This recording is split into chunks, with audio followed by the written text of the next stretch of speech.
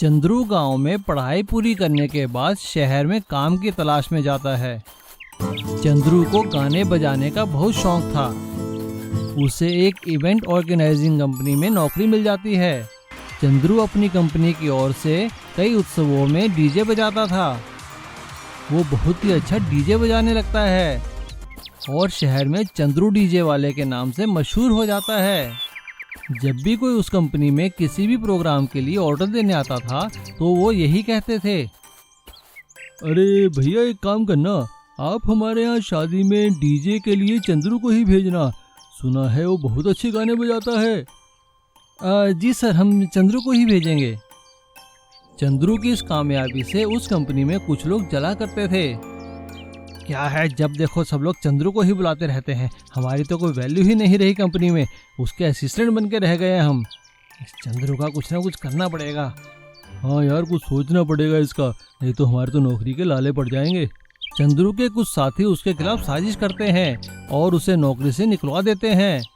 नौकरी खोने के बाद चंद्रू गाँव आ जाता है और अपनी इकट्ठी की हुई जमा पूंजी से एक छोटा सा डीजे ले लेता है। क्योंकि गाँव में भी अब शादी ब्याह और उत्सवों में डीजे बुलाने लगे थे, तो इसलिए चंद्रू का काम चल निकलता है। लेकिन उसे गांव के उबड़ खाबड़ रास्ते में अपना डीजे ले जाने में बहुत तकलीफ होती थी। कई गांवों में बिजली न होने के कारण चाहकर भी लोग डीजे नहीं बजवा सकते थे। चंद्रू इसका कोई उपाय सोचने लगता है। क्या करूं, काम तो है, लोग डीजे बजवाना भी चाहते हैं, लेकिन बिजली के कारण मैं डीजे नहीं बजा सकता, मुझे कुछ करना चाहिए। तभी चंद्रू को एक उपाय सूझता है। वो अपने खेतों से जाकर बहुत सारा बांस काट कर लाता है और बांस की एक डीजे गाड़ी बनाता है और उस बाइक के साथ जोड़ देता है। और चंद्रू शहर से बैटरी लाकर उस गाड़ी में फिट कर देता है, जिसके कारण उसकी बिजली न होने की समस्या दूर हो जाती है। और चंद्रू दूर दूर के गाँव में बाइक से अपनी बांस वाली डीजे गाड़ी ले जाकर डीजे बजाने लगता है। और अब चंद्रू को डीजे बांस वाले के नाम से जानने लगते हैं और चंद्रू की खूब आमदनी होने लगती है। और चंद्रू के द्वारा किया गया एक उपाय गांव-गांव में लोगों को खुशियां बांटने लगता है, क्योंकि लोग डीजे की धुनों पर नाचने तो लग गए थे। चाहे बिजली हो या ना हो, लोगों को कोई फर्क नहीं पड़ता था, क्योंकि चंद्रू की बांस वाली डीजे मिनी बाइक में सारा इंतजाम था। अब चंद्रू भी खुश और लोग भी खुश। Mini borewell truck. एक गांव में चंदू नाम का एक लड़का अपने माता पिता के साथ रहता था। वो बहुत ही होशियार था। उसके पिताजी बोरिंग मशीन बनाने वाली कंपनी में काम किया करते थे और माँ घर का सारा काम संभाला करती थी। एक दिन जब चंदू के पिता शाम को काम से वापस आए तो चंदू ने अपने पिताजी से कहा, पिताजी आप मुझे मोटर पंप बनाना सिखाइए ना। अपने बेटे की बात सुनकर चंदू के पिताजी ने कहा, क्या बात है बेटा, तुम्हें मोटर पंप बनाना क्यों सीखना है? तुम तो बस पढ़ाई में अपना मन लगाओ बेटा, तुम्हें तो पढ़ लिख कर बहुत बड़ा आदमी बनना है। अपने पिता की बात सुनकर चंदू ने कहा, पिताजी ये हमारी पढ़ाई का ही काम है। स्कूलों का एक कंपटीशन हो रहा है, सभी स्कूल के बच्चे पहाड़ी के गांव में जाएंगे। वहाँ हमें मिट्टी के घर बनाने हैं और वाटर पंप भी बनाकर लगाना है। अच्छा तो ये बात है, ठीक है, मैं तुम्हें कल ही पंप बनाना सिखा दूंगा और बाकी काम तुम अपनी माँ से सीख लेना। क्यों कमला, क्या कहती हो? चंदू के पिता की बात सुनकर चंदू और उसकी माँ हंसने लगे और सभी खाना खाकर सो गए। अगले दिन ही चंदू के पिता ने उसे मोटर पंप बनाना सिखा दिया और उसकी माँ ने उसे गांव में कैसे कच्चे घर बनाए जाते हैं वो भी सिखा दिया। अब प्रतियोगिता का दिन आ गया था। चंदू के स्कूल वाले बाकी स्कूल वालों के साथ पहाड़ी के नीचे एक छोटे से गांव में चले गए। सभी बच्चों को इकट्ठा कर प्रतियोगिता के इंचार्ज ने कहा, बच्चों तुम्हें आज की प्रतियोगिता का तो पता ही है, हम इस गांव में कुछ दिन रुकेंगे, यहाँ पे हम कैंप लगाएंगे। तुम लोग देख रहे होंगे कि एक बोनों का गांव है। तुम सभी स्कूल वालों को एक एक बोने का परिवार दे दिया जाएगा। तुम्हें उनके घर रिपेयर करने हैं और उनके लिए पानी की व्यवस्था करने के लिए पंप बनाना है। जिस स्कूल का बच्चा सबसे अच्छा घर और तेज पंप बनाएगा उसे ही इनाम दिया जाएगा। अगले दिन सभी बच्चों को एक एक बोने का परिवार दे दिया जाता है। चंदू अपने काम में उसी दिन से लग जाता है।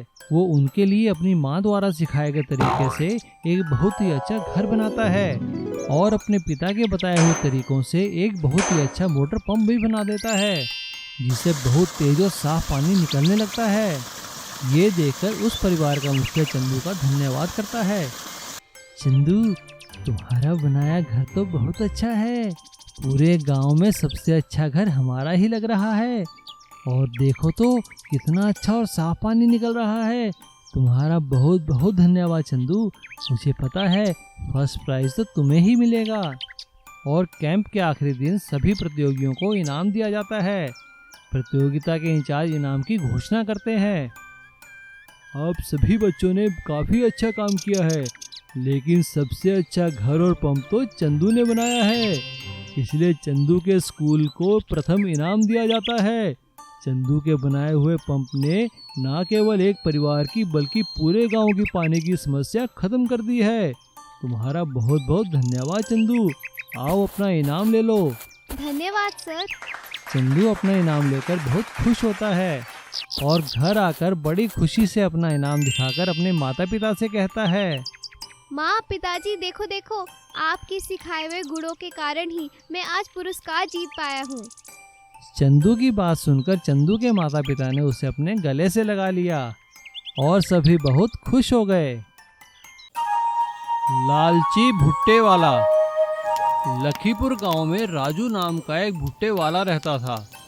वो कई सालों से गांव में भुट्टे बेचा करता था, लेकिन वो बहुत लालची और स्वार्थी था। वो अपनी दुकान के आगे किसी और को भुट्टे नहीं बेचने देता था। एक दिन गांव के बाजार में लखन नाम के एक आदमी ने भुट्टों का स्टॉल लगाया। उसके भुट्टे बहुत ही स्वादिष्ट थे। सभी लोग उसके पास जाकर भुट्टे खाने लगे। ये देखकर राजू को बहुत गुस्सा आया। वो लखन के पास गया और उससे झगड़ा करने लगा। अरे कौन हो तुम? तुम्हारी हिम्मत कैसे हुई यहाँ पे भुट्टे का स्टॉल लगाने की? तुम्हें पता नहीं ये राजू का गांव है, यहाँ पे मैं ही भुट्टे बेचूंगा। चलो उठाओ अपना स्टॉल यहाँ से। अभी राजू लखन से झगड़ा ही कर रहा था कि तभी वहाँ खड़े दो हट्टे कट्टे लड़कों ने उसकी पिटाई करनी शुरू कर दी। लखन ने उन लड़कों से राजू को छुड़ाया और राजू से कहा, राजू भाई, ये गांव बहुत बड़ा है, तुम अपनी दुकान संभालो और मुझे अपना काम करने दो। हाँ हाँ, मैं तो देख ही रहा हूँ तुम कैसे काम करोगे। तुमने गुंडे जो पाल रखे हैं। अरे राजू भाई, ये गुंडे नहीं, ये तो मेरे भाई हैं। अगर आप मुझे मारोगे तो क्या आपको छोड़ेंगे ये? राजू पिटाई खाकर वहाँ से चला जाता है।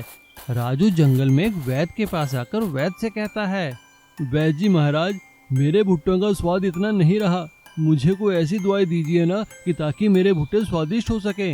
राजू की बात सुनकर वैद्य कहते हैं, राजू देखो, मेरे पास भुट्टों का स्वाद बढ़ाने की तो कोई दवाई नहीं है, हाँ लेकिन भुट्टों को कड़वा करने की दवाई है। तुम एक काम करो, ये ले जाकर लखन के भुट्टों पे छिड़क दो, उसके भुट्टे कड़वे हो जाएंगे तो कौन खाएगा उन्हें। राजू वैद्य से दवाई ले जाकर लखन के भुट्टों पे छिड़क देता है। अगले दिन लखन जब भुट्टे बेचता है तो उसके सारे भुट्टे कड़वे हो चुके थे। कोई भी ग्राहक उसके भुट्टे नहीं खाता है। जब ग्राहक लखन की दुकान पे भुट्टे खाने आते हैं तो भुट्टों का कड़वा स्वाद देखकर लखन से कहते हैं, अरे क्या बेच रहे हो तुम ये? इतने कड़वे भुट्टे, थू थू थू थू थू। चलो भाइयों चलो, हम लोग राजू के यहाँ चलकर भुट्टा खाते हैं। हाँ हाँ चलो, राजू के भुट्टे ही ठीक है। लोगों को वापस जाते देखकर लखन हैरान हो जाता है। वो सोचने लगता है कि उसके भुट्टे इतने कड़वे कैसे हो गए। शाम को जब लखन दुकान बंद करके अपने घर जा रहा था तो उसने राजू को अपनी दुकान पर एक दोस्त से बात करते हुए सुना। राजू अपने दोस्त को वैद्य वाली सारी बात बता रहा था। लखन ने चुपचाप उनकी बात को रिकॉर्ड कर लिया और अगले दिन सुबह उसने गांव के बाजार में वो वीडियो चला दिया। सभी लोगों को राजू की चाल का पता चल गया और लोगों ने राजू की दुकान को बंद करवा दिया। लोगों की नाराजगी और वीडियो का सच देखकर राजू को अपनी गलती का एहसास हुआ। उसने लखन और गांव वालों से माफी मांगी और गांव का बाजार छोड़कर जाने लगा। तब लखन ने राजू को रोकते हुए कहा, राजू भाई देखो, एक ही गांव में दो दुकानें हो सकती हैं, मैंने आपसे पहले ही कहा था। हाँ हाँ लखन, तुम ठीक कहते हो, अब मैं ईमानदारी से काम करूंगा। और अब गांव के बाजार में दो भुट्टों की दुकान थी, एक राजू की और एक लखन भुट्टे वाले की।